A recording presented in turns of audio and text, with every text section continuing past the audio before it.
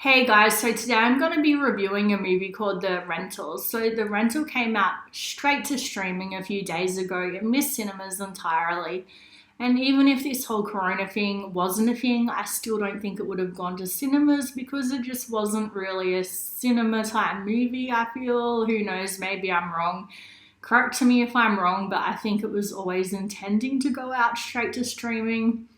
Anyway, so please help me out and subscribe if you like what I have to say today. So, The Rental is a horror thriller that's the directorial debut with James Franco's baby brother, Dave Franco. Well, I shouldn't say baby, he's in his 30s, but he's a pretty well known actor. He's been in like Now You See Me, Now You See Me Too, Nerve, and I think he's a pretty solid actor. From what I've seen of him, he's done a pretty good job in all the movies that I've seen him in.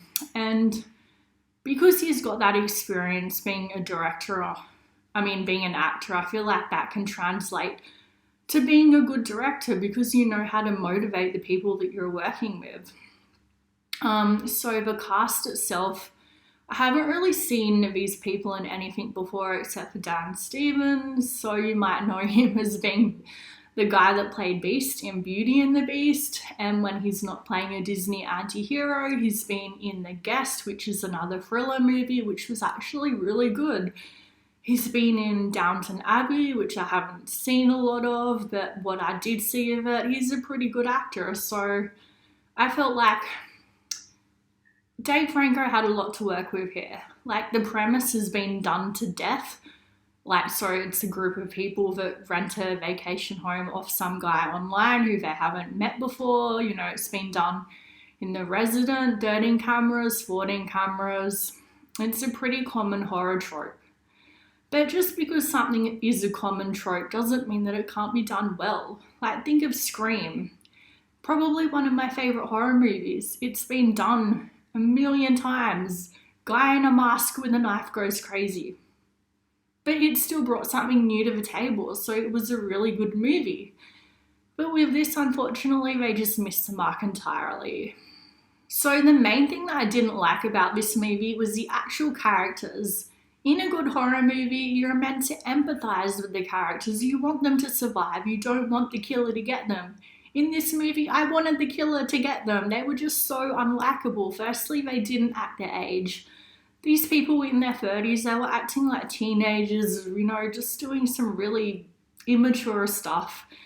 And I felt like whoever wrote the script they must have just had teenagers in mind. I don't know, they just didn't translate it from whatever they were thinking to the actual age of the actors.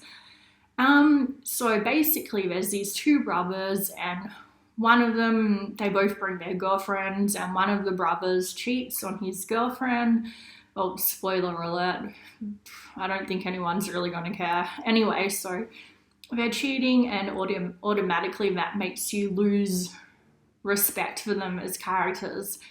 And then they find out that they're being filmed, and the guy doesn't tell the girlfriend, the girl that he cheated on, because he doesn't want her to see the film footage and see that he cheated on her. So he let her get changed in front of the cameras, have a shower in front of them, no doubt, like knowing that anybody could be watching and doing anything with that footage on the other end. Like, to me, that is worse than coming clean and saying, hey, I made a mistake, you know.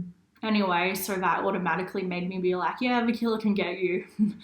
So apart from that, they're doing drugs in front of the cameras, knowing they're getting filmed, and they just felt really stupid to me. Like, people in horror movies always are a little stupid, but still, these people took it to a new low. So the characters, I just couldn't relate to them. I couldn't connect with them. By the time we had the final girl, who I actually found really annoying from the start, you know, she just had this real strong victim mentality from the start, you know, calling people racist and, I don't know, fair enough if the person was acting like a racist, but he wasn't really doing much.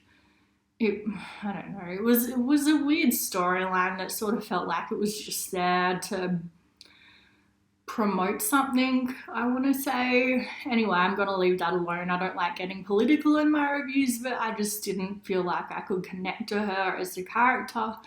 And then at the end of the movie, she's meant to be like the last woman standing, and at that point I'm just like, yeah, I don't care what happens to you anymore. So this movie had some definite I Know What You Did Last Summer vibes. I don't know if Dave Franco was intentionally sort of going in that direction, if he got inspired by it. And fair enough if he did. I'm not going to say that that's a bad thing, because like honestly in Hollywood, where is a truly original idea these days, you know? So the acting and the cinematography, they were average, you know. The place that it was filmed in was really beautiful. The house that they filmed it in is like my dream house. I also had a problem with the pacing. I felt like it was just too slow for the first 3/4 of the movie. Just nothing really happens. There's no tension build up. That's a problem in a movie that's meant to be a thriller horror. There's just no tension in this movie. And the killer, we don't really get an explanation. Not that we necessarily need one all the time, but there's just no background information. He's just this random guy and there's no connection to him or his motivations at all, and it just falls flat a bit. So I feel like horror is not the genre Dave Franco should have chosen, but who knows, maybe he'll do better with his next movie. So I like to go into all movies with an open mind, but unfortunately I have to give this a 3 out of 10. So let me know in the comments down below what you think, and please subscribe.